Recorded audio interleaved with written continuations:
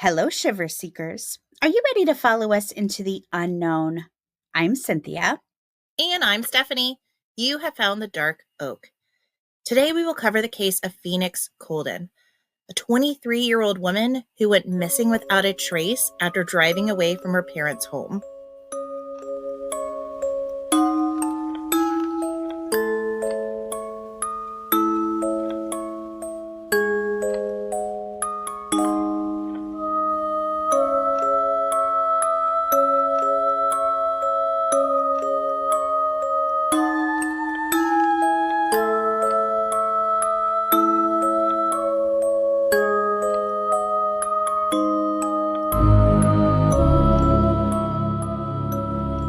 Welcome to the Dark Oak, the mystery podcast with purpose. Each month, through our charity, the Branch of Hope Foundation, we give a portion of proceeds from our Patreon and our sponsorships to a nonprofit related to the first episode of the month. To find out more, stick around to the end of the episode, check out our website, thedarkoak.com, or head over to our Instagram, The Dark Oak Podcast. Well, hey, girl, how's your summer going? Fast. Well, I know, at least for me, the last week has gone fast. And I know it has for you because we had a phone call earlier this morning that said, okay, when we get into our recording session, we have to act like we're not friends. We have to act like we don't have anything to talk about. We have to act like we're just business partners. We can't be friends, just partners right now because we've got to get through the episode because both of us have a jam-packed calendar. So That's this right. is fun. I like that we're just like threading the needle here. Yeah, it was like, okay, we don't like each other. We just record. It's That was just a business literally meeting. No, that was literally a direct quote. You were saying to yourself, you're like, okay, I do not like Stephanie. I do not like Stephanie. I do not like Stephanie. I said, oh, this is one of the more brilliant conversations we're having. Perfect. And even with that caveat, well, you've already been talking for 15 minutes before we hit the record button? Come on. In the scheme of things, that's winning for us. No, we're doing so good. Like, so good. There is so much going on in my life that Stephanie has no clue about because it's been exactly like 2 hours since I've spoken to her. When Stephanie and I talk, we talk. We've got things to hash out, things happen. Yeah. All right. Well, I'm bringing a really important case today. It's really important to cover this specific case of Phoenix Coldon. And I know when I first mentioned her name, it was not one that rung a bell with you initially. Is that right? Right. It's a very cool name, but I did not recognize it.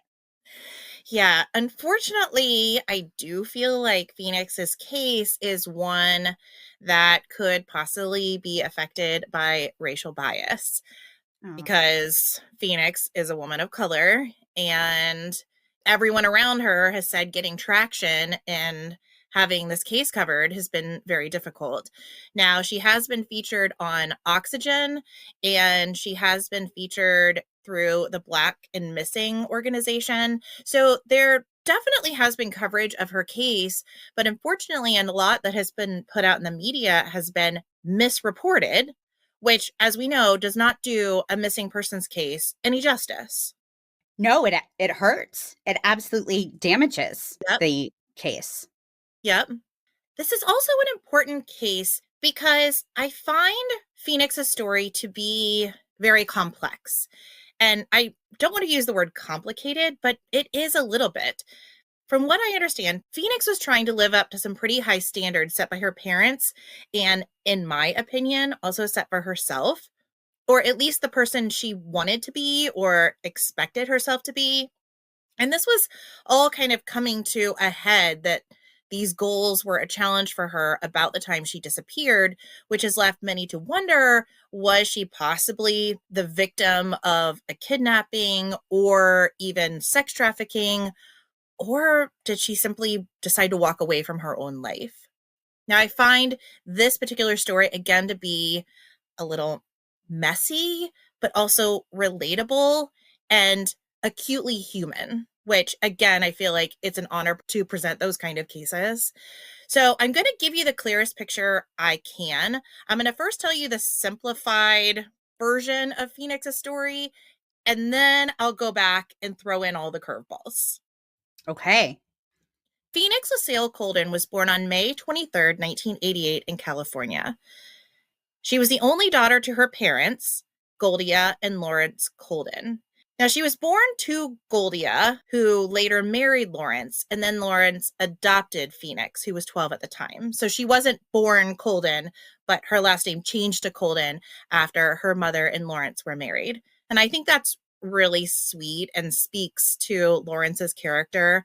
I've seen interviews with him, and he just seems like the sweetest man. Well, my husband is a stepfather to my oldest son. I always appreciate when a step parent comes in and says, "This is my child," because, in my opinion, there should be no other way. And he absolutely did that. There is no question about it. Phoenix considered him her father and vice versa. Love that. Soon after Lawrence and Goldia were married, Lawrence obtained a job that required him to relocate to Missouri. So the newly established Coldon family relocated nearly 2,000 miles away to Spanish Lake, which is a suburb of St. Louis. While in Missouri, Phoenix was homeschooled, so from 6th grade to 12th grade. She also participated in a multitude of extracurricular activities, including playing the handbells at church, playing the piano, and fencing. So fun. Do you remember our violin teacher brought in fencing? She used to fence. Mrs. No. Hunt? Were you in violin or band? Were you violin or band? Clearly, I was a cool kid. I was in band. Okay. I obviously, I guess, wasn't that cool. I'm just now learning because I was in violin with Mrs. Hunt, who also fenced. So she would bring in her fencing equipment and let us, I guess, uncool violinists fence each other. And I would always win. So I've always thought I must have this hidden talent. I'm an amazing fencer. Well, we all know you have these different versions of your life. So one of them could be fencing champion. I'm pretty sure all I'd need to do is take it up again. A couple of playful rounds, in elementary school with my violin teacher is really all I needed. Comes quite naturally.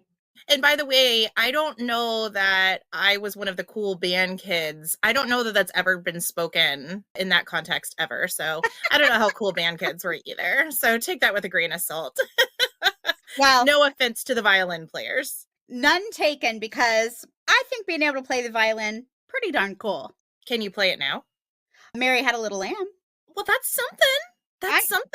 That's what I'm saying. Clearly, yes, I'm a great fencist and violinist. But can you do them simultaneously? This is the real question. I'm sure I could. Challenge accepted. That's right.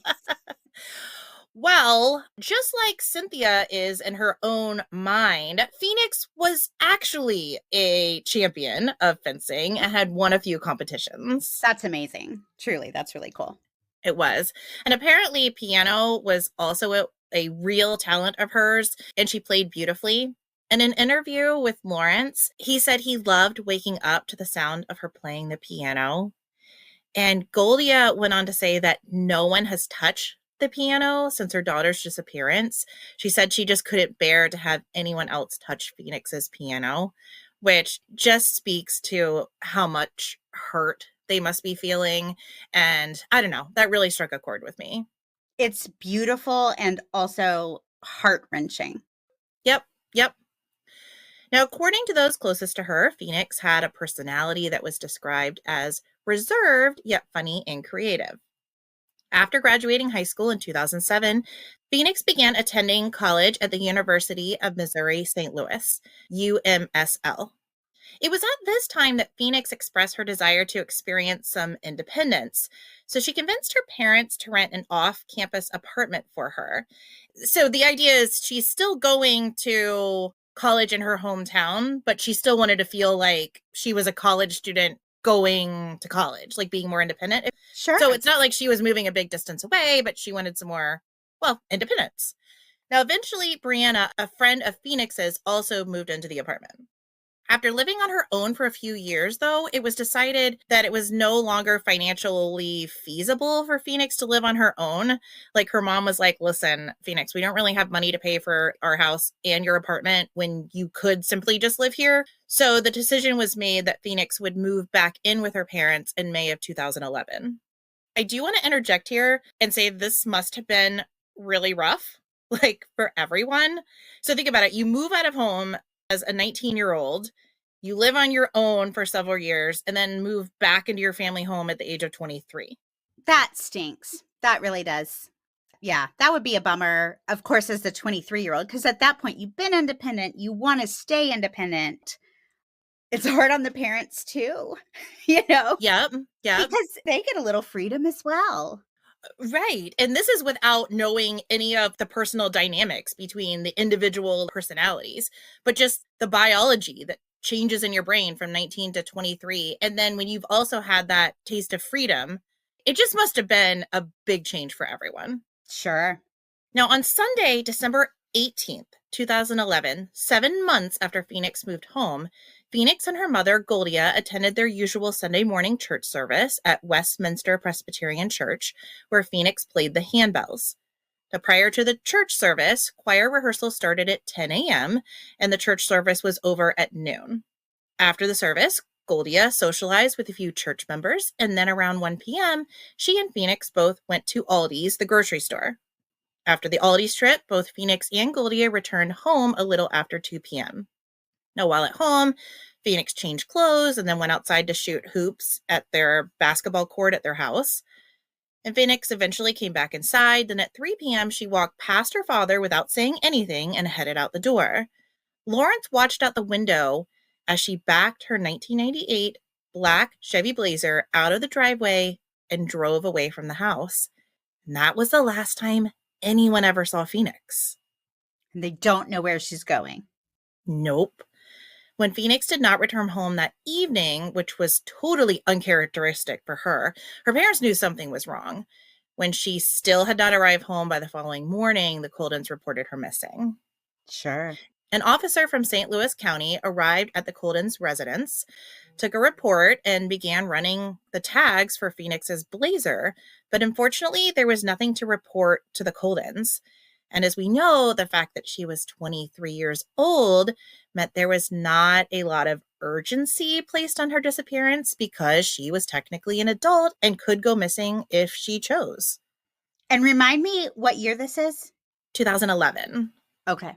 Goldia and Lawrence began spreading the word to everyone that they knew, but no one had any more information on Phoenix's whereabouts. Then on Thursday, January 1st, 2012, exactly 14 days after Phoenix pulled out of her driveway, Goldia received a call from a family friend who heard about Phoenix's disappearance. Goldia provided the family friend with the specifics of what happened prior to and after Phoenix left home and gave him the description of Phoenix's car and the license plate number. Within the hour, which seems unusual to me, this friend called back and said he had located Phoenix's missing truck. It was in an impound lot in East St. Louis in Illinois. So here's the skinny. Phoenix left home at 3:05 p.m. Sunday afternoon. Just hours later, at 5:27 p.m., a call came into the East St. Louis Police Department to report an abandoned vehicle near the intersection of 9th and St. Clair Avenue. Now, to clarify, the Coldons live in Spanish Lake, just outside of St. Louis, Missouri. But Phoenix's car was found in East St. Louis, Illinois. So the two cities are divided by the Mississippi River, which runs between the two of them, and the drive time would have been out 30 minutes. So it sounds like I'm saying the same city, but it's not. Does that make sense? Yes. And also, how confusing. How incredibly confusing. So Right. East St. Louis, Illinois, St. Louis, Missouri, to make Okay. it super complicated. Sure. Yes. But whatever it is, it's important to note that, first of all, they are distinct areas, but the drive time is only about 30 minutes. Right. But here's where it comes into play. These are separate police departments, separate jurisdictions, and separate states. Right. So as you can imagine, trouble starts to arise. A minute after the call came in about Phoenix's truck, East St. Louis police officer Kendall Perry was dispatched to respond to the call. Once Officer Perry arrived at the scene, he assessed the vehicle to ensure it wasn't stolen. He then made a police report that indicated the vehicle was left abandoned. Based on the state and location of the vehicle, he assumed the driver had simply run out of gas and left. Like it was just sitting on the side of a road. I've heard it described as a construction area, so kind of like pulled over where there was road construction. Now it's near a major highway, but he didn't really think anything else of that. It just looked like somebody had run out of gas, either turned off the car or the car stopped and they had left the car like on the side of the road. Okay. That explains why it's been reported as abandoned so quickly after, because I'm thinking at the most it's only been there an hour and a half, but if it's in a spot it really shouldn't be. That explains that. Yeah, but I do want to come back to that because how many abandoned vehicles do you pass on the side of the road and wind up calling the police about it? Unless there would be something very, very, very suspicious. In fact, I don't think I've ever called the police about a vehicle on the side of the road. Once there was a child's bicycle on the side of the road. But other than that, I don't think I've ever called the police about a vehicle on the side of the road that I just passed. Me either. And the two of us, we are big proponents of see something, say something. Right. Now, if the door was flung open or if it was in like some kind of state where it looked like there was maybe an accident or something, I would consider it. But just a car on the side of the road that looked like it ran out of gas, I'm not calling the police. At most, it had been there an hour and a half. At most. Right. Would you have called? That makes me wonder, was it blocking a lane? Or was it a construction worker who showed up to do construction? But this is in the late afternoon, which I guess some road work does actually happen at night. So maybe, I don't know. Without one of those types of situations, though, it does seem very strange that it's being reported abandoned after having been there at most an hour and a half. Right. Like I see why the police officer assumed it was abandoned and had it towed. But why did that call come into the police department to report it in the first place? The only kind of like legitimate thing I can think is maybe it was in the way of some of the construction work, but I've never read that. Okay. Yeah. So, yeah. Unless there's something like that in the road, somehow dangerous, something odd, a door is left open. So I do want to come back to that because I do find that timing very strange. It's not like it was there for 3 days and someone called, because that's normally what we hear, right? Right. It was there for 24 hours. It was there overnight. It was there at a weird hour of the morning. But that wasn't this. Like, how did somebody know that, like, if you assume somebody had run out for gas, how do you know she's not coming back to put gas in the car? Right. Yeah. And we don't know who called. We don't know who called. Police may know. I mean, I would imagine they were able to go back and get that call. Sure. Or at least hear the voice, but it has not been disclosed to us. Okay. After Officer Perry cleared the scene, he advised dispatch to contact a tow company to tow Phoenix's truck. The vehicle then ended up in a tow yard where it would sit for 2 weeks before the Coldons were informed it was there. And again, they were only informed it was there after this family friend was able to find it. I don't have any more information on this family friend, but that also seems very strange that this family friend was able to figure out where the car was and it wasn't even in his city. I don't know. I just think that's kind of strange. Maybe he has connections in law enforcement or connections with a tow company. Yeah, again, without more information, just on its own, that's a quick turnaround. But there have been times where through my employer, I had access to people's personal information that I might be able to use. So can't really say. Sure. The St. Louis County Police Department in Missouri, where Phoenix was reported missing, claimed to have been running the tags of this Blazer for 2 weeks and never had any hits. And maybe they weren't, but also maybe they were, because as it turns out, the tow company never filled out a tow sheet for the Blazer.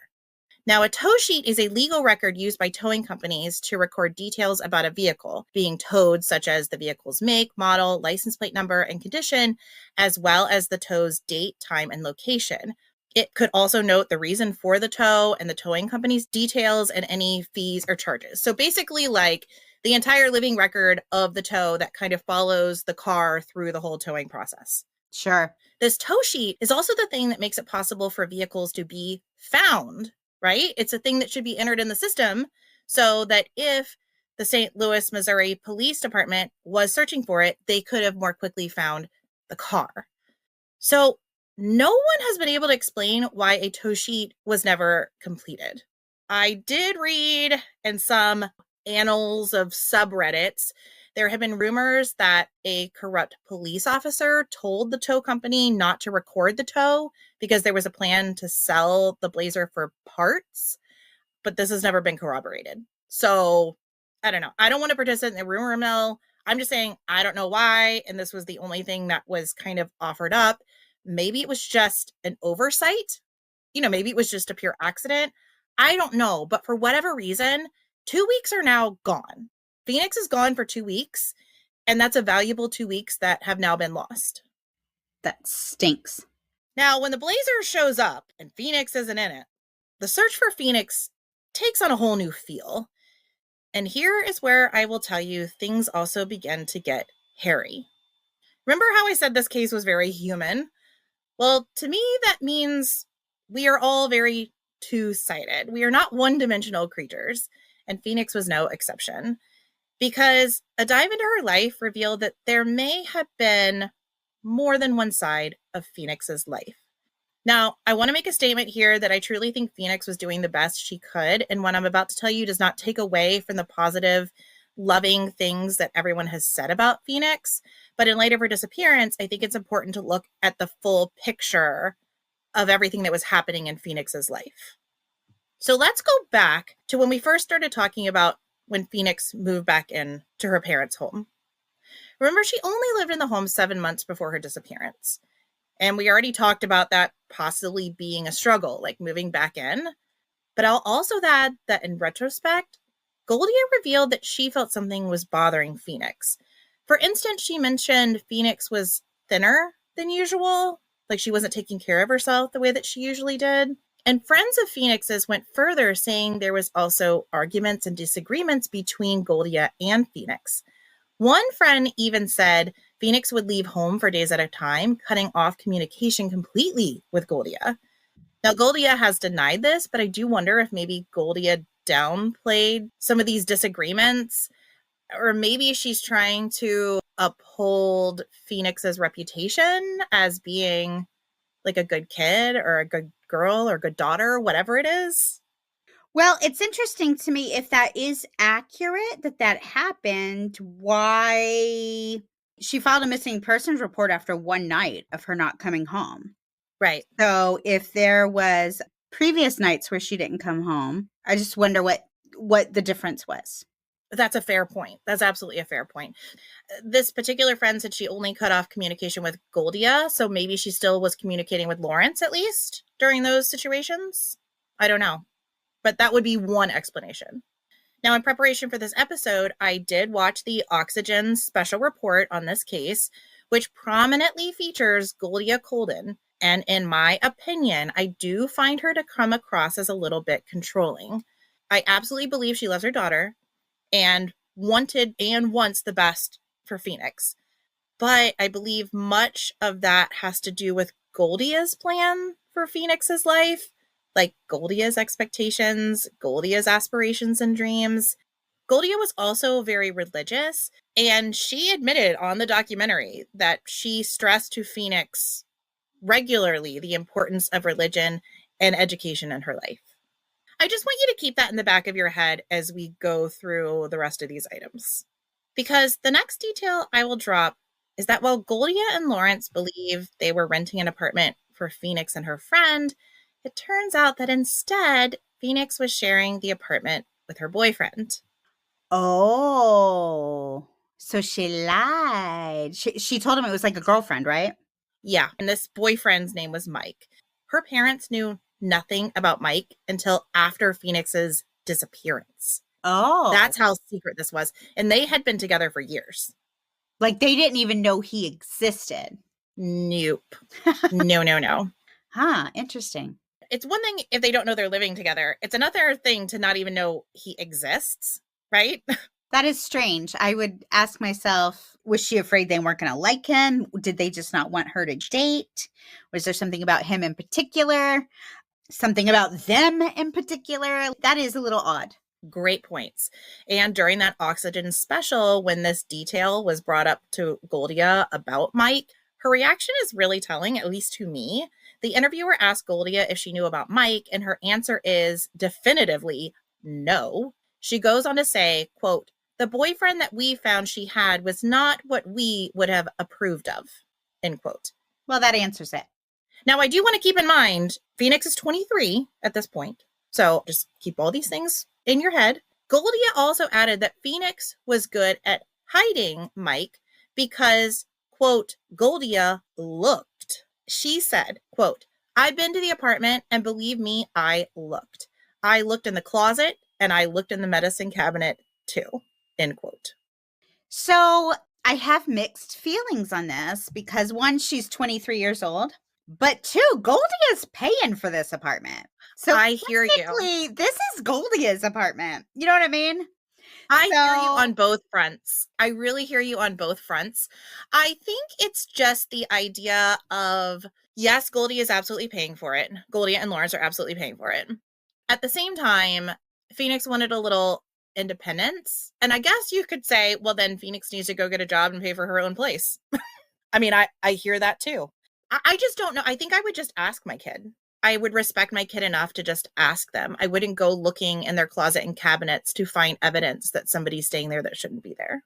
Well, I don't think I would have handled it this way either. I think I would have said, hey, I'm not paying for an apartment for you and your boyfriend. Yeah. You know, if that's your rule, if that's where you draw the line, fine. It's not how I would have handled it. At the same time, I can kind of see from both sides. I mean, I was once a young 20-something who maybe didn't tell my parents, everybody I was dating or whatever. I can see it from both sides. And here's the thing, a young 20-something's going to oftentimes do whatever they can get away with. So if they can get away with mom and dad paying for their apartment and their boyfriend living with them, and if they can pull that off, some of them will. Right. I also do want to speak to this point that, again, Goldia didn't find anything of Mike's in the apartment. So I wonder if in the reporting, the word living in the apartment might have been used a little too liberally, as in maybe he was just staying the night there, not living there, if that makes sense. Like maybe he just basically brought his toothbrush and a change of clothes or something. Because I do think if he had been living there, Goldia would have found something, unless, I don't know, they had like a hidden locked trunk or something, but that seems incredibly awkward. So I don't know. All that is to say, we know for sure that he was staying over the night in some capacity, but I don't know if he had like fully moved in. So I just want to leave that caveat there. Yeah, that all makes sense. What is clear is that Phoenix definitely did not want her parents to know that she was in a relationship with Mike. And from what I can tell, it doesn't appear her parents, or at least Goldia, wanted her in a relationship maybe at all. Well, I mean, or maybe they just didn't like Mike. Well, it sounds like they didn't like Mike because she said he is not what we would have picked for her. So it sounds like they didn't like him in general. At the same time, I know there are some parents who would say, hey, right now is not the time to be dating. You should be focusing on school, focusing on your career, getting yourself set up. I don't think that's bad advice. I think that's great advice. So could be a little bit of both. Yep, fair enough. After Phoenix's disappearance, it was also revealed that while her parents assumed she was still attending classes at UMSL while she was living at home, she was not. She had not attended any classes that semester. And as a matter of fact, she hadn't even enrolled. So she's got a lot of secrets. Yeah. A lot of secrets. And to me, I'm just getting a picture in my head that something is not right here. Here's where the plot thickens even further. After Phoenix's disappearance, investigators learned that Phoenix had a second phone that her parents were not aware of. Her primary phone was on a family plan with her parents, and then she had another phone through T-Mobile. So what would this indicate to you? She's talking to people she doesn't want her parents knowing she's talking to, but we already know she's talking to people she doesn't want her parents talking to. She just got a lot of secrets going on. My big question is, why all the secrets? Why all the secrets and living at home for 7 months? Wouldn't you figure some things out? Like, wouldn't you know, like, something seems a little fishy with my kid? I do feel like Goldia and Lawrence are very protective of their daughter's reputation, of her image. So I wonder how much of this they are maybe not admitting to in order to protect Phoenix. You know, like, did they suspect more? Had they actually had conversations with Phoenix about this? They were just unwilling to admit it. Does that make sense? It does, but here's the thing. I don't think there's anything that wrong with a 23-year-old deciding they want to take a semester off of college, or maybe they just don't even want to go back at all, or dating a guy that maybe isn't the right one. I mean, who hasn't dated some loser in their early 20s? I'm not saying Mike's a loser. I'm just saying, even if he was, I certainly dated a loser or two. Is any of this really that weird for an early 20-something? To you and to me, I don't think so. To Goldia, I think yes. That is the impression that I got from the interview I saw with her. That's just my feeling. Now, maybe Right. I'm wrong, but that's the feeling that I got. Now, interestingly, her boyfriend Mike called her on the family phone. There are phone records of them speaking on the family plan. So the fact that her parents didn't know, I just think that's a little strange that they didn't know that this guy existed. So then that raises the question, who was she speaking to on her second phone? The only one that we know for sure that called her on the second phone is another man, also named Mike. And for the purpose of keeping the two Mikes straight, and to align with the way other documentaries have handled this case, I'm going to refer to this second Mike as cell phone Mike, not only because he called her on the second cell phone, but also because it was reported that Phoenix met cell phone Mike at the T-Mobile store in the mall. So just to keep them straight, there was Mike, her boyfriend, and then cell phone Mike. And cell phone Mike called her on the second cell phone. Now, no one is really sure the extent of the relationship between Phoenix and cell phone Mike. According to some, he was like a full-on second boyfriend. And according to others, he was simply a friend that had interest in Phoenix, but she wasn't interested in him. Either way, this is painting a picture of, dishonesty and some concealment, and maybe an indication that Phoenix was also getting herself into something that she couldn't get herself out of. Well, this makes me wonder if maybe the second phone wasn't to hide Mike from her parents. It was to hide cell phone Mike from boyfriend Mike. That's a possibility. That's a possibility. You also have to wonder, was there some other maybe illegal activity even happening on that second phone? There's no proof of that, but it seems like a big stretch to get a second cell phone, right? I'm trying to think, like, literally, as you're saying that, I'm thinking, has there ever been a time in my life where I had two cell phones? And actually, there have been a couple, like two personal cell phones. I'm not talking as a personal and a business. I'm talking about like two personal cell phones. I remember one time a guy I dated bought me a cell phone. I already had one. I turned it down real fast because I saw it as a way to control me. But I'm just thinking, like when I was younger and my parents bought me a cell phone, did I go out and get my own? Was there a reason for me to? And I think the answer is no. So all that to say, I don't think I can come up with a good reason, like a reason that makes sense to me why someone would need two personal cell phones. I can't find a reason in my own life.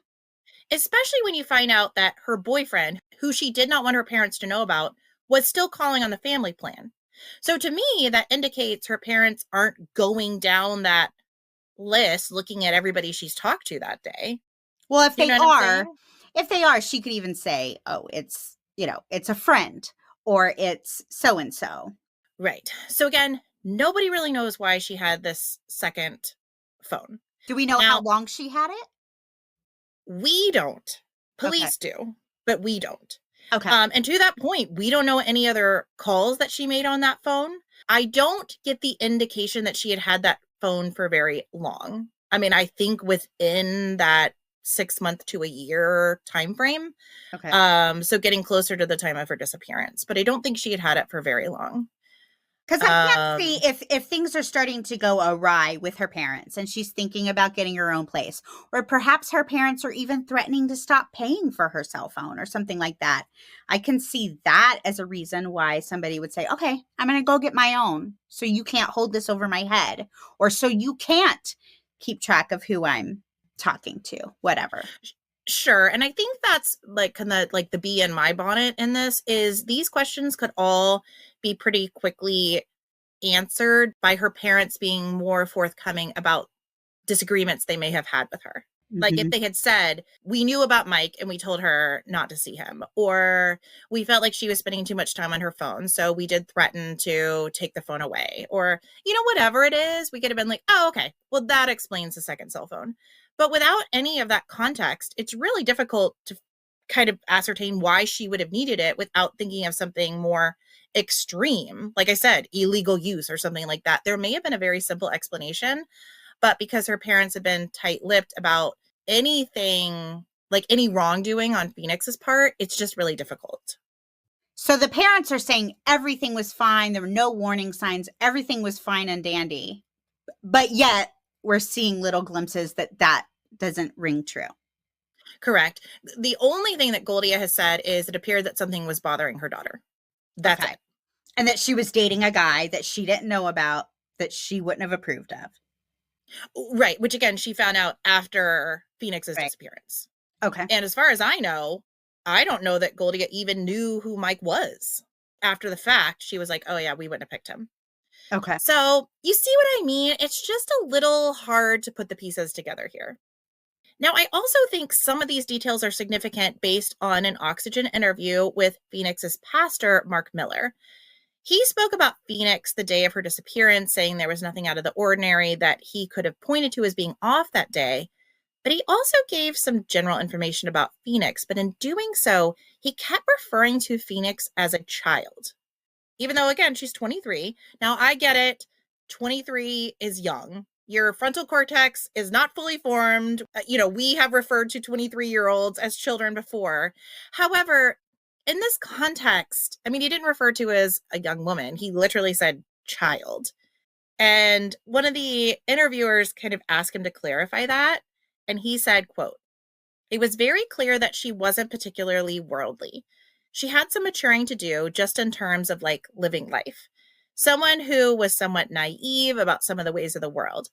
I think with certainty, I can say her parents were able to put her in a position where she didn't have to see the ways of the world. She is a brilliant young woman, and her parents did everything in their power, like most of us do, to try to protect their kids." So, do we actually believe that she is as naive as everyone is saying? Or was she, shall I say, naive like a fox? Like sly like a fox? Was she able to fool everybody into thinking she was naive? Because, I don't know, having your boyfriend stay over and buying your own phone, and was she really, truly that naive and immature? To me, it sounds like her parent, and I don't mean this in a disrespectful way, but to me, it sounds like her parents, her pastor, those are the naive ones, at least naive as to what she was really up to. She dropped out of school. She had somebody living with her. She had a secret phone. She doesn't sound that naive at all to me. They're the ones who don't know what's going on, it appears. Well, it would appear. And then that also just raises the issue for me of how challenging that must have been for Phoenix. Because again, as you've said, I completely agree with you. I think dating guys, wanting to be independent, deciding school's not for me, I think all those things are very natural, normal things for 23-year-olds to do. I haven't seen anything in here outside of just being dishonest with people around her that would indicate that Phoenix was anything other than a good, solid person. However, the fact that she basically had to live this double life must have been draining and challenging. And I imagine there was a lot of guilt associated with that as well. It's just again, very complex situation. Yeah, I agree with that. So since we are on the topic of the day of her disappearance, I'm going to fill in a few more details there as well, because while Pastor Mark Miller didn't see any oddities, I sure spotted a few. First, on this Sunday, Goldia noted that Phoenix chose not to sit with her, but instead sat 2 pews behind Goldia. Now, maybe this is nothing, but to me that feels like something. Like if you regularly attend church together and all of a sudden the person you go with and sit with is like, nah, I'm going to just sit back here and purposely distance myself from you. I think that's odd. Was she sitting alone or did she just like sit with friends? I don't know the answer to that. Okay. But whatever it was, even in Goldia's opinion, Phoenix meant it as something deliberate, like to send a message of some kind. Okay. Next, remember when Goldia stayed behind church and wanted to chat with a few service goers before they left church? Well, Phoenix said, nah, not for me. And she just decided to sit in her truck for that hour, telling Goldia not to take too long. So to me, this just indicates she was definitely feeling a little bit more reserved, a little bit more withdrawn. And the reason they had her truck in the morning is apparently Goldia and Lawrence's car was in the shop. So they were relying on Phoenix's truck for transportation. So unfortunately, Phoenix couldn't just drive away. She had to wait for her mom. But she made a point of saying, I want to go. If this is out of character for her, then it's notable. If she's already just an introvert and she does this every week or would do this anytime she was stuck at church with her mom and her mom went and socialized for an hour. So I think how I feel about that depends on whether or not this is out of character for her, which we, it appears, don't have the answer to because it wasn't typical for her to have ridden to church with her mom.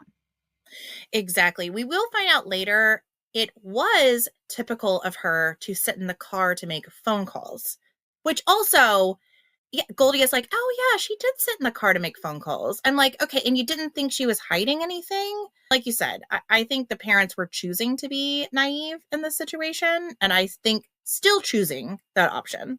Yeah, I'm trying to put myself in the position of the parents. I do think it's strange that they are saying that everything was normal, but then at the same time, but she did refuse to sit with me at church and she waited in the car, while I socialized for an hour as if these things are abnormal. Like, which one is it? Right, exactly.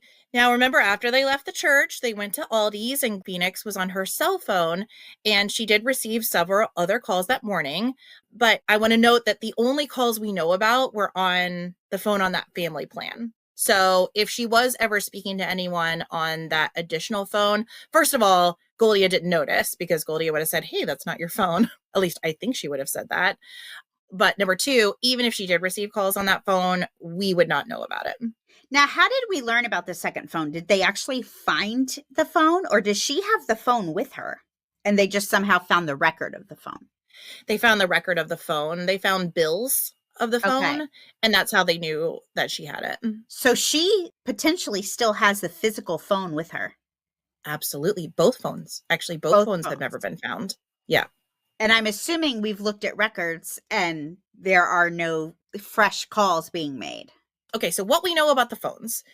Both phones have been pinged. However, police have never released that information. Like if they were able to find a location. Because I think that's key when we get into theories. Sure. So we'll kind of loop around to that. So we do know that they at least attempted to ping a cell phone tower located, to locate those phones. Sure. Mm-hmm.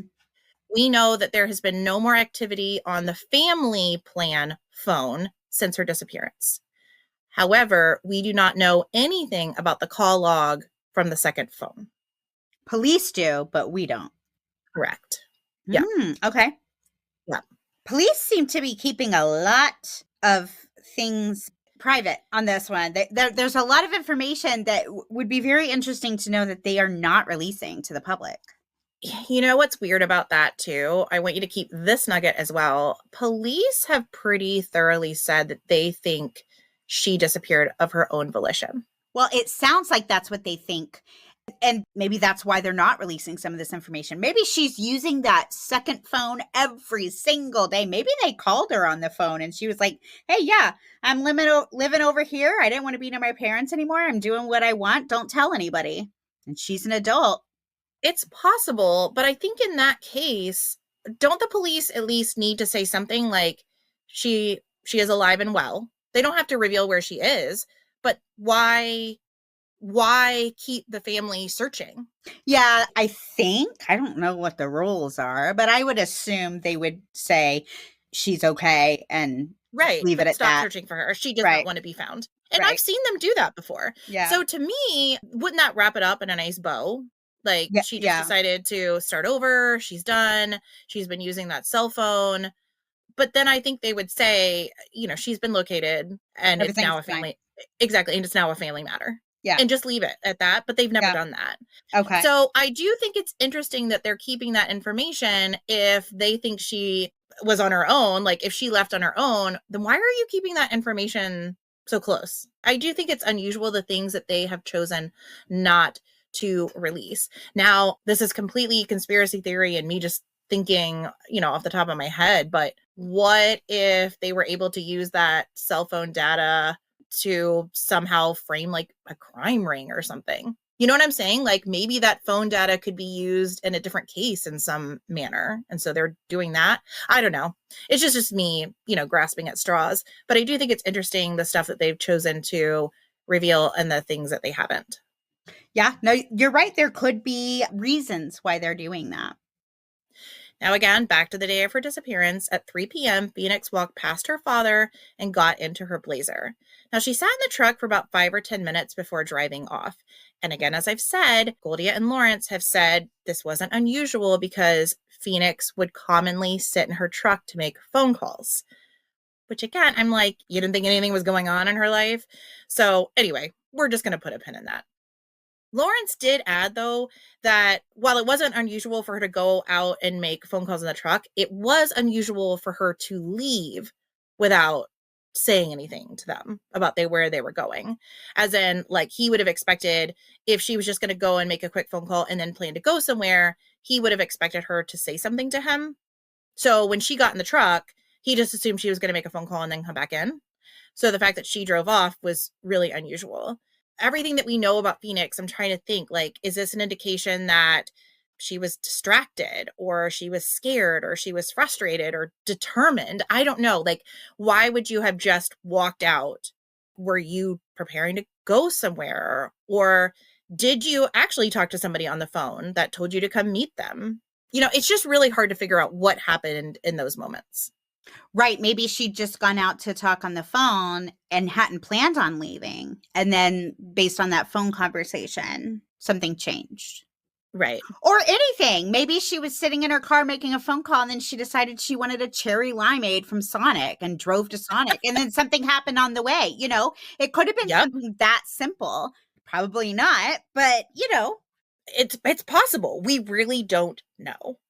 But on the subject of phone records, we do know that on December 17th, the day before her disappearance, around 11 p.m., Phoenix and Mike, her boyfriend, had a 116-minute phone call. So 2 hours. Then the next morning, we know that Phoenix had a 2-minute phone call with a family friend at 9:34 a.m.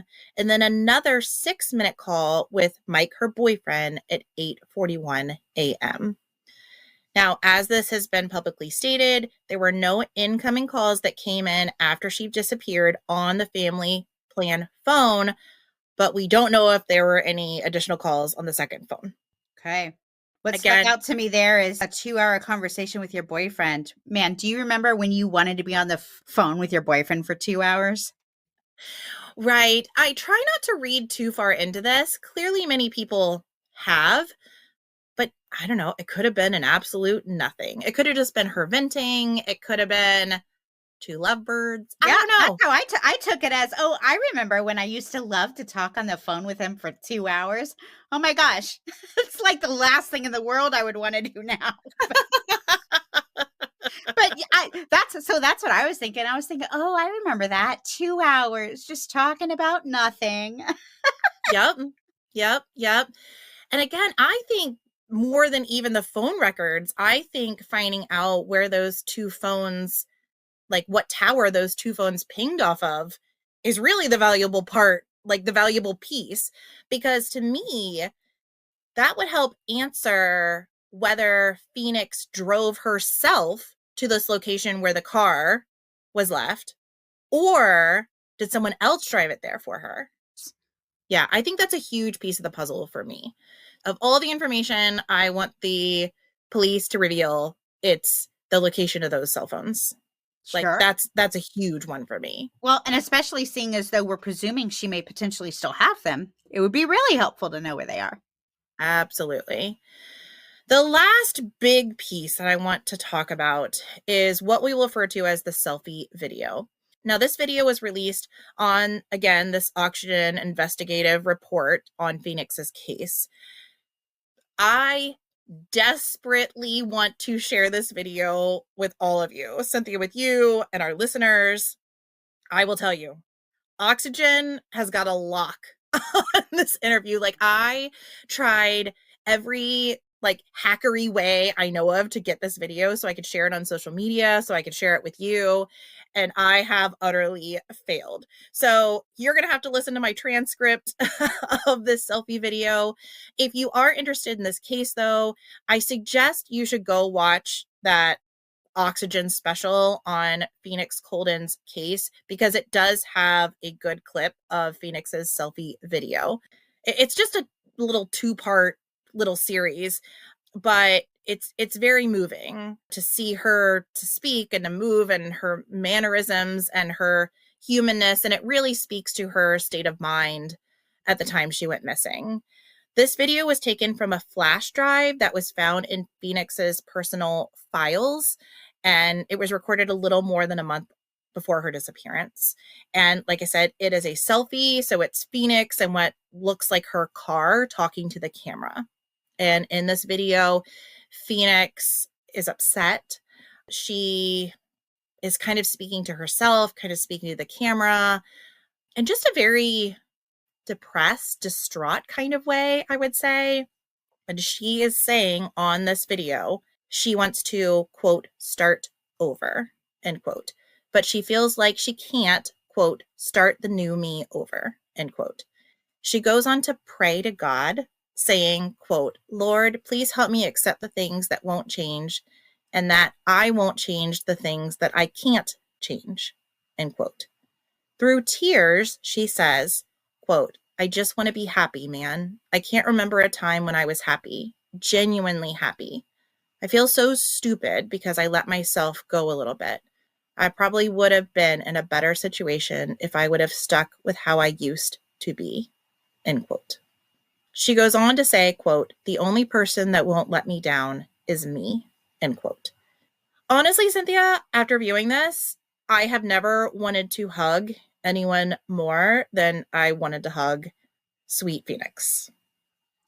Yeah, as you're just reading her words, I'm just thinking, oh my gosh, like, looking back, I'm like, she was just a baby. She was 23 years old. Like, it's going to get better, baby. Like, it's going to get better. I don't know what you're going through. I do remember being that age. As fun as it can also be really hard. You're a grown up and sometimes dealing with grown up consequences to your grown up choices that you made, when in reality, you were still kind of a kid when you made them. So I guess I can empathize with her, but that's really heartbreaking. And also at the same time, I just want to tell her, like, it gets better. You figure it out. It gets better. I promise. Yeah. Yeah. And again, I believe everything her family and friends and pastor said. I think Phoenix was happy. I think she was talented. I think she was fun. I think she was full of life. But I also think she had demons, and demons that she was trying to slay on her own. And that must have felt very isolating and very hopeless. Yeah. I will tell you, I don't know if you're going to drop some more bombs on me, but at this point, my gut tells me she may have taken off on her own. Maybe with the help of somebody. I feel like maybe she would have needed help. I would have some questions, like her car, where it was found. Was it anywhere near like a bus station or public transit or a train station or anything like that? But the fact that there's a second cell phone whose records have never been released is interesting to me, because I would say if there was no activity on that phone after she disappeared, that'd be real easy to say. I feel like for authorities not to want to say, that is interesting to me. To me, it almost like confirms that there might be something going on with that second cell phone. The fact that authorities believe she did take off on her own, I would assume they have some reasons to believe that. Maybe they haven't confirmed it, which is why they can't come out and say for sure she's been located, everything's fine. But it sounds like she had a lot of secrets for whatever reason that she felt she couldn't bring to those who were close to her. Sounds like maybe she had some anger. If what her mom is saying is true, she didn't want to sit with me in church. She didn't want to socialize with me or my friends. She didn't even say goodbye to me as she walked out. It sounds like maybe she didn't feel like she could be 100% honest with who she was or what she was feeling or what was going on with her life. And then you tell me she put out a video saying, I just want to start over. And then she disappears a month later. It's telling, right? It's hard because I see where you're going. This could indicate that she left on her own, the whole I want to start over. But what if this is also an indication of she wants to start over from having done something she really shouldn't have done? Maybe she crossed someone she should not have crossed. Maybe, even though she's not saying it directly, maybe there's something out, like someone after her. Maybe someone is chasing her. Maybe somebody is threatening her and she can't go back, right? She can't be a new me because of decisions she's made in her past, which could have led to her disappearance. Well, I think that's possible. I don't know that I've heard anything that makes me feel like that's exactly what happened. I mean, I don't know. Is she pregnant? I'm assuming cell phone Mike didn't disappear too. So like he's still around. So it's not like That's right. she left Mike and her parents for cell phone Mike. They ran away together. Nope, both Mikes are still around and both Mikes have been cleared of wrongdoing. Right. So I don't know what she could have possibly have done. I mean, not that she couldn't have done something. I mean, we are all capable of doing things that would be shocking. It's funny that you brought up pregnancy because that was something that went through my mind as well, especially if her family was extra religious and may not have been accepting of that, especially because they didn't even know she had a boyfriend. Right. Could that have been it? Her mom was saying she looked more thin, but that crossed my mind as well as being something, especially if you come from this extremely strict, religious, reserved family, pregnancy could really rock that boat big time. Sure, but let's say she's pregnant and let's say her parents are going to hit the roof. Regardless of what you stand for and what you believe, right? Okay, like regardless what you think is okay or not, she probably did have options. If she found herself pregnant and she didn't want to be, she probably could have done something about it. Or maybe that was the problem. Maybe she did and then regretted it. I think there's so many layers to this. And really, we're grasping at straws. I think what we're getting at is, as a 23-year-old, what could seem like the end of your world as you know it may not be as extreme as you think it is. Right. Yeah. Because any kind of unpleasant situation that you find yourself in, whether it's an unwanted pregnancy or you've got a love triangle or you've been lying to your parents and you dropped out of college, whatever the unpleasant situation is, you and I know, because we've lived a little, those things tend to resolve themselves. It's okay. So I guess my big question is, let's say it was something like that and she ran away on her own. The situation resolves itself. You're just going to stay missing forever? This is the argument that her friends and family have made. If she did run away, if she's still out there, no one believes she would have gone this long without telling someone, without contacting someone. Yeah, we're talking like 15 years now she's been missing. And maybe she really does have some demons that are hanging over her that are making her feel like she can't contact her family. Or again, she's deceased. Or again, she's being held somewhere where she's not able to contact them. Right. Now, there are a few more details in this investigation that I'm going to kind of pop in when we get to the theories. Like I said, this is just so multifaceted and so many little things that aren't revealed from the beginning, but then you find out like, wait, that is important. That's something that should be plugged in here. So anyway, I hope this is cohesive. I hope you're following me thus far. I think I am. I'm baffled. Same. Okay, let's talk about the idea that she could have been taken, like kidnapped out of her truck. Like, let's say she did go to get the slushie, like you said, and someone kidnapped her, took her, and just left the car in a spot where it would be found. The reason I think this could be a possibility is that her scent was never picked up in the area where her truck was found. Mm. There's also that very weird timing of the call to report the vehicle, which we've already kind of talked about. Could it have been whoever left the car called? Said, Well, hey, there's a car here. yeah. Weird. But see, I think that's weird. That could point to anything. That could point to whoever left the car, whether that's a bad guy who took her, but it could also point to her. Fair enough. Now, you had said you're interested in the location of the vehicle. It is close to a highway. But again, that could go either way. So say she had an accomplice. Maybe she had an extra car. I don't know. She could have very easily gotten on that interstate and disappeared. At the same time, say she's being trafficked. Somebody could have very easily put her in a car and disappeared. Right. Yeah. No. So it's a prime location to be picked up. Yep. This is also where I want to dispel a huge myth in this case, and it is rampant. If you do any research on this case, it will pop up. Originally, when this case was reported, and I'm talking like several years as this case was being reported, including information coming from her family, it was reported that the car was found running with the keys in the ignition and the door open. Now, if that was the case, I'd be like, abduction. Like, no question about it. But that was not the case. The car was off, there were no keys, and the doors were closed. And we're positive because that would also explain why somebody called it in so quickly. But that for sure, that was not true. Correct. That is correct. How the heck did they get that wrong? That's kind of a bizarre thing to get wrong. Yeah, because doesn't that change completely what you think happened in this scenario, the condition of the vehicle? Sure, like that's huge. There also is this issue of a note. I'm a little conflicted on how I report this because Goldia is the only one that has given this information, and Goldia was also telling people that the car was left on with the doors open. So maybe she was telling people that. Yes, she was telling people that. Is that it wasn't until that's what she was told? I have to assume.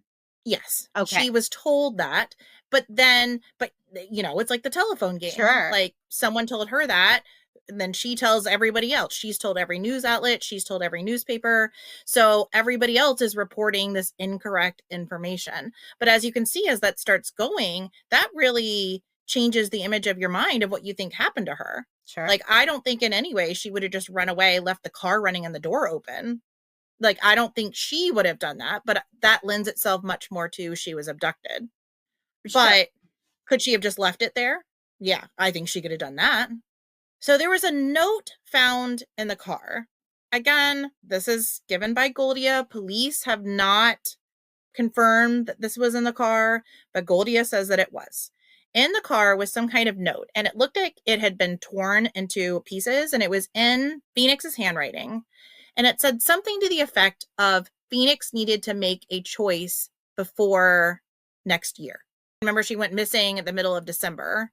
And it looked like maybe she was like writing down a note somebody had given her, or maybe recalling a conversation somebody had relayed to her. But it was something about, you need to make a decision. I also think that could lend itself to, she's writing a note to herself. Like, you need to make a decision. Are you going to make a run for it, or are you going to stick it out?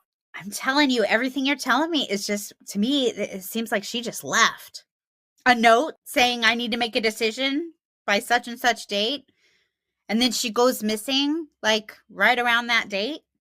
I hear what you're saying. I do. It was the last Sunday before Christmas. Okay. I don't know if that's significant, but that's what it wound up being. Now, the second theory is very closely linked to the first, and that is the idea that she was possibly taken and sold into trafficking. I bring this up because everyone close to her believes that this is what happened. And this theory mostly stems from the area that the truck was found. East St. Louis, Illinois was known for being a hotbed for sex trafficking. So it's a theory, but I never saw anything outside of that was everyone's, quote, gut feeling that this was the case. Like, I didn't find anything to actually substantiate it. Okay. Lastly, there's kind of what you're leaning towards, that she disappeared on her own and started over. As I said, this theory is the one that law enforcement tends to lean towards, and they do that for a couple different reasons. First is the selfie video. I don't know how you can argue with that. It is definitely a very emotional video. And again, I do think speaks to her state of mind. Now, I think you can interpret it a couple different ways. One was she trying to talk herself up? Was this indicating that she was maybe on the run from someone who was planning to do harm to her? Police have said this was kind of a note she left to her parents. Okay, because it was just a video on her phone. It wasn't posted to social media. It wasn't shared with anybody sent it. It was just there. Correct. Yeah, okay. Correct. To me, that does change it a little bit. I guess initially I was thinking, oh, she put it out on her social media. But no, if it's just a private note, I think we all from time to time have thought, can't I just start over without actually wanting to? It's a nice idea. Oh, I wish I could just start over. What I would do differently, a fresh start. That doesn't mean you're going to throw your life away and just literally start over. Sometimes we all just feel that way. So the more I think about that, the more I think, okay, maybe it wasn't literal. If you're already thinking she disappeared on her own to start over, you're really going to bite into this one because it appeared that Phoenix had slowly been taking money out of her savings. Okay. Maybe it was just to pay for that extra cell phone. Yeah. How much money? Do we know how much money? It hasn't been revealed, but I mean, we're talking like thousands. So, it was a substantial amount of money. But maybe she was paying someone off, or I don't know, maybe there was something else to it. Because we don't know where it went. We just know it left the account. Right. And thirdly, there have been unconfirmed sightings of Phoenix. And I'm actually going to use like sightings and air quotations here, because let me tell you what I mean. While investigating Phoenix's disappearance, detectives used something called skip trace. Mm-hmm. Now, I feel like we should know what that is, but I didn't really know. Skip tracing is commonly used by professionals such as debt collectors, private investigators, bail bondsmen, process servers, law enforcement, and journalists to find an individual.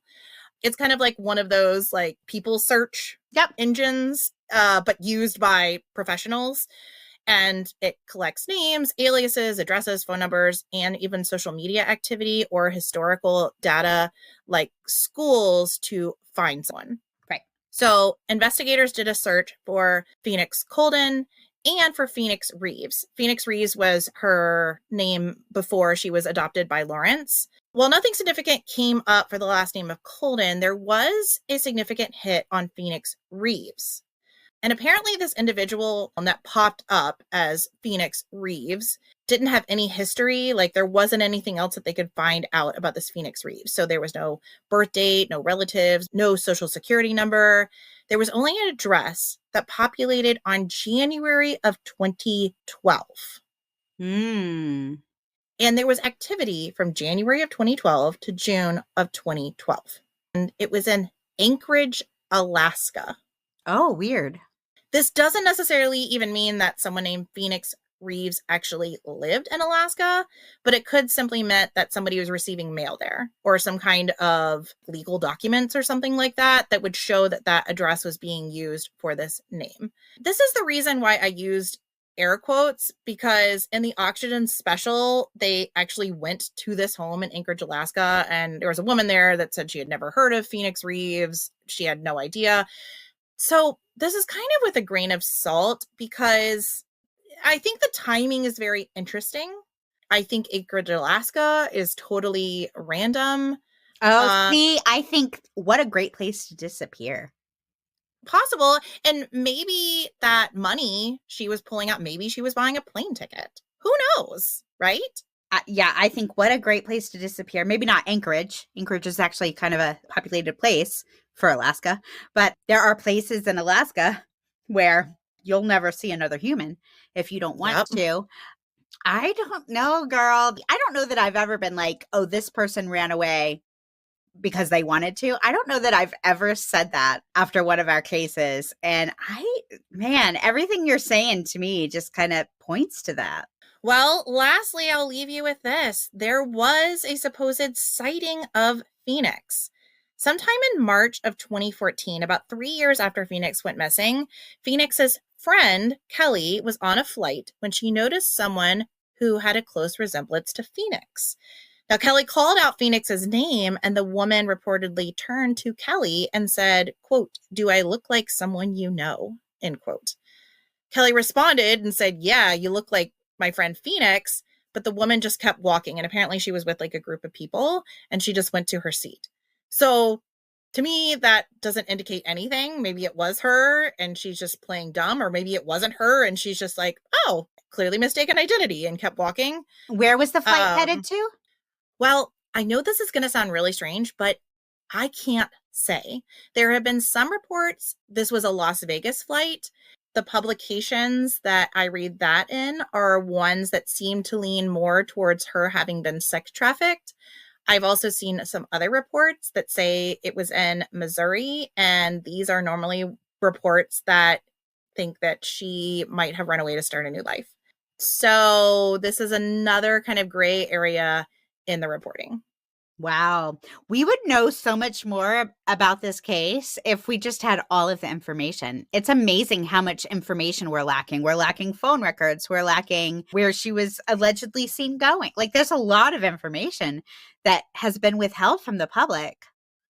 Well, and I will say, I keep mentioning this oxygen special, and even that, like, they go into it and the investigators are like, okay, we know this, this, and this. And then halfway through, the special, they're like, oh, wait, no, I'm looking at this police report. This thing that we've been saying half the episode isn't even true anymore. This case just presents itself in a very strange way. It's a weird one for sure. Let's go back to Kelly, her sighting. So she believes that this woman acknowledged the name Phoenix. So she's saying, I know it was Phoenix because when I said it, she turned and looked at me. But I don't know. I can see somebody just looking, like if you say something abruptly, I see somebody just kind of turning and looking at you. But this is also her friend recognizing her. I agree. However, Kelly had no more interaction with this person while on the plane. And everybody's like, oh, she was nervous. She was scared. She didn't know what to do. I'm sorry. If I think that's my friend who's been missing for 3 years, I'm going to be like, what are you doing? No, I would But she didn't do any of that. I would too, but maybe not. Maybe with the response she got, oh, do I look like someone you know? Like that almost in a way acknowledges that I'm not the person you think I am. Yeah. So like, what's she going to do? Go up and argue with her? Look like an idiot? Because there have been a couple times where I have seen someone. It's very rare that I see someone I'm like, I honestly don't know if that's who I think it is or not. And it actually wasn't them. That maybe has happened 2 times where it looks exactly like this person and it wasn't. Most of the time when that happens, it actually is who I think it is. But I think if I went up to one of these people and was like, oh my gosh, Johnny, and they were like, no, do I look like your friend? That would be enough for me to be like, oh, I must have got it wrong. That's fair. But I will tell you, Kelly felt compelled enough that this was Phoenix, that after getting off the flight, she went to the front desk to report that she had seen a missing person. And she also contacted Goldia. So she felt really sure this was her. And here's the other thing. If I go up to my friend who's missing and they deny it, there's this part of me that's like, well, I'm not going to make a scene. They obviously don't want me knowing. Then for her to go and report it to the police, I might do that. I might report it to the police. I don't know if I'd go to the mother. Maybe. I don't know. Just trying to figure out what I would do in that situation. Because I can see her in the moment being like, oh, it's not her. She said it's not her. But the more she thinks about it and the more she mulls it over and she's like, no, that was her. And she looked when I said her name. And the way she said this, it could be one of those things that after the fact started to mean more to her. 25-year-old me would probably have reacted the way that you're describing it, now that I think about it. 43-year-old me currently would have been like, call your mother right now. Call your mom. If I think that I truly thought this was my friend who went missing, I would be like, what? I know it's you. Like, what happened?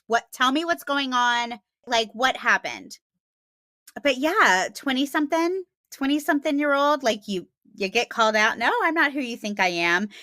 So I truly think that she probably really does believe it was Phoenix and maybe just didn't know what to do in that moment. Right. Officials tried to locate the woman on the plane, but unfortunately they were unsuccessful by the time the information chain kind of went down. Now, a So they clear weren't way. able to get the manifest? Well, here's the deal. We don't know. It's never been released. Oh, girl. So maybe it was looked into and maybe it wasn't. We don't know about the manifest. We know they weren't able to locate the individual, but Mm-hmm. we don't know if that manifest had Phoenix's name on it. And honestly, she could have changed her name by then, right? She could have, but if she hadn't, and it says Phoenix, Coldon right there, like, I mean, Right. mystery solved. I would be curious to at least have known what it said. Again, Yeah. I don't know. I think there could be a lot of evidence out there that the police are like, yeah, she ran away on her own. And maybe they just haven't had a conversation with her confirming that. And maybe that's why they haven't come out and said she's been located. But maybe all of their evidence points to her having started over, started a new life. And Yeah, they just can't confirm it 100%, which is why they haven't said. that's possible. There also is maybe the possibility that she took her own life. She was really distraught at the end. No one close to her seems to believe this could be the case. And as awful it is, I do think we have to consider it. But I don't know. It seemed like she was making plans to make a new start if it is indeed what wound up happening. Well, my thing with taking her life is then, well, then where is she? She just left her car on the Right. side of a road. And what did she do? Jumped off a bridge or something. I don't know. In a Is there waterway. is there a bridge somewhere near there that she could have jumped? Because if the car was parked on the side of a bridge that people jump off of, well, that might make me consider that. Well, I mean, she was within walking distance to the Mississippi River. That could certainly have done it. Yeah. I mean, Yeah. she had to drive over the bridge to get to where she was. She would have had to drive over the bridge to get to where they found her car. Now, Yeah. again, we don't know if she was driving the car. Maybe, I don't know, maybe she dropped off the car and then walked back to the bridge. I don't know. There And no one saw her. could be that. Now, there wasn't the dog scent. Most of the time when people take their life, they do leave a note. Most of the time. Well, there was that weird note saying make a decision. Yeah, but like a note for the family.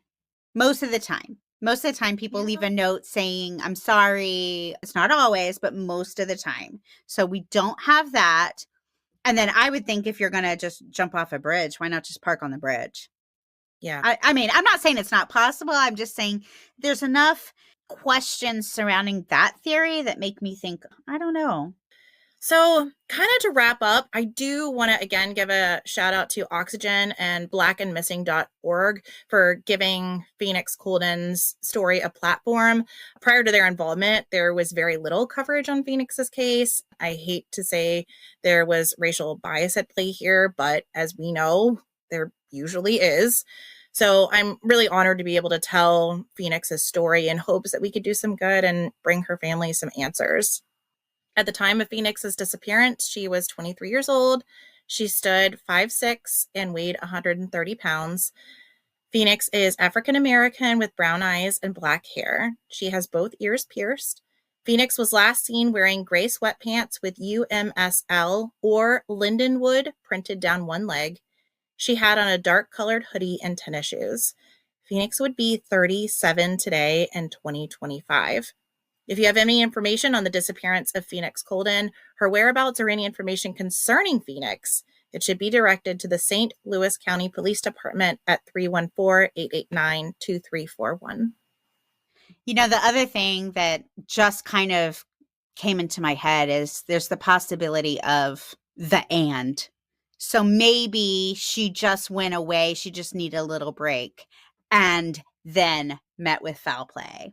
Or maybe she went away for a little break and then had an accident, or in order to support herself got involved in the wrong crowd, and then that ended up leading to her demise. Like, there's the possibility that more than one thing could have happened. Yeah, I'm with you. I'm with you. Maybe she didn't intend to be gone for so long, but then found herself in with the wrong crowd. Right. Or maybe she got in with the wrong crowd in St. Louis and had to leave because of that. So, Right. I think there's a lot of possibilities here. I think there's a lot of possibilities. And because of the strange reporting of this case, it makes it very muddy. Like I said, very complex, very complicated, because it's kind of hard to keep all the little details straight because you have all these different streams of information and they don't all seem to be lining up. Like they're not all saying the same thing, which makes it very hard to know which thing to listen to.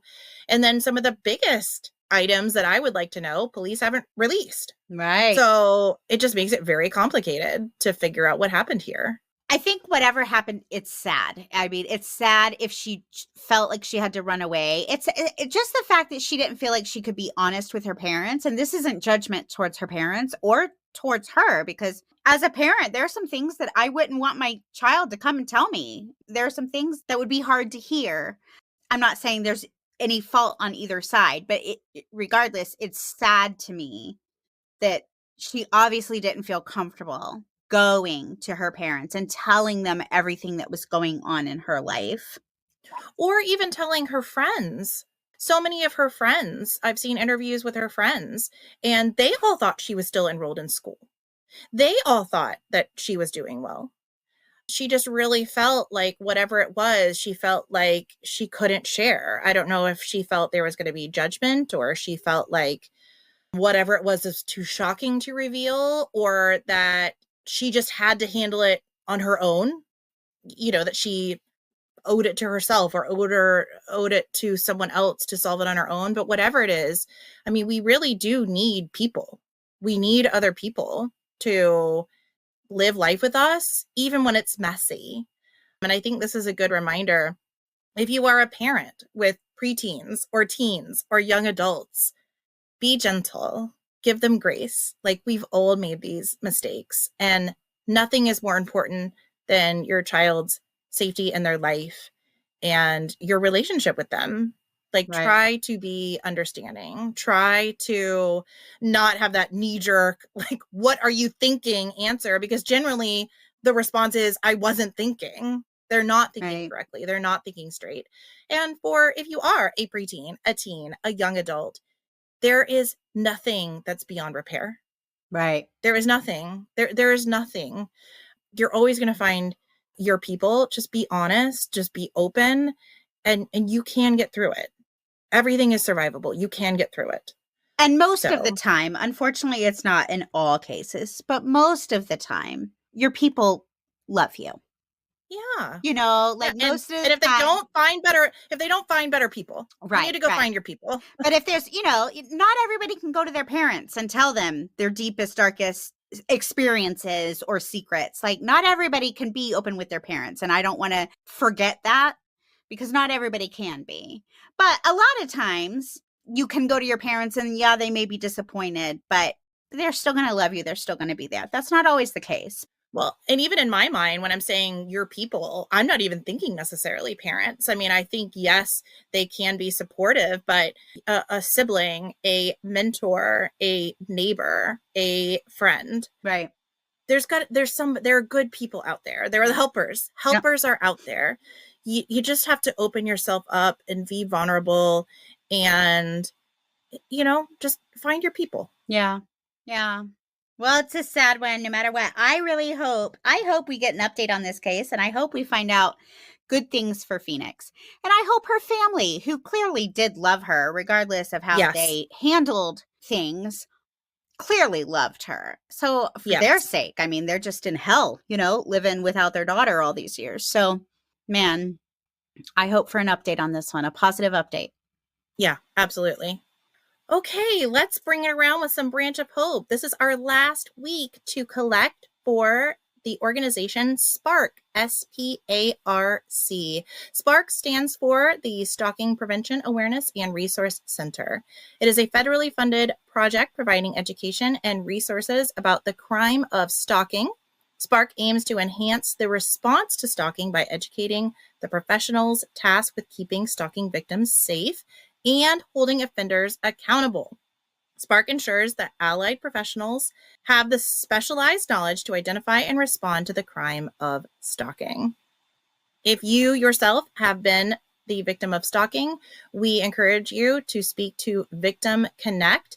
They can help connect you with counselors, with law enforcement, and an attorney if needed in order to handle your particular case. We know 1 out of 3 women will be stalked in their lifetime. This is something that needs our attention and something that is important to address. So I'm so glad that Spark is carrying the torch. Those numbers still baffle me. 1 in 3 women? Stalking feels like something that happens to other people, or it happens like in a movie. So to know that 1 in 3 women. 1 in 3 women and 1 in 6 men. And you know what I was thinking about? How just the concept of stalking has changed. Back in like the 1940s, 50s, even 60s, remember we used to hear about, oh, just the peeping Tom. Oh, he's just a peeping Tom. I can't believe we ever thought just a peeping Tom. Like, no, that is a violation. That is stalking. That is not okay. And furthermore, we know that peeping Toms don't just stay peeping Toms, right? They turn into something much more aggressive. So I think it's very important that we're addressing this head on and making sure that it doesn't continue to escalate where a victim of stalking doesn't turn into a victim of homicide. Sure. A nip it in the bud kind of situation. It's important that Spark is doing what they're doing to continue to push laws forward to, again, make sure that penalties are real for those that stalk. Yeah. Scary. It is. We got to help our sisterhood, That's right.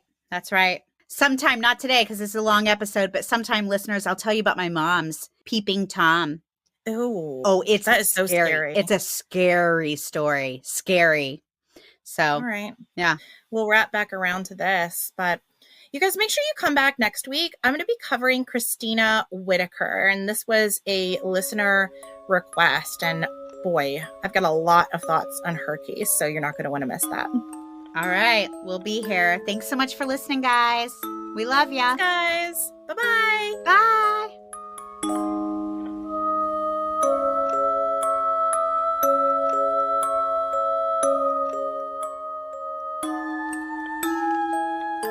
This episode of The Dark Oak was created, researched, written, recorded, hosted, edited, published, and marketed by Cynthia and Stephanie of Just Us Gals Productions, and made possible by you, our shiver-seeking listener.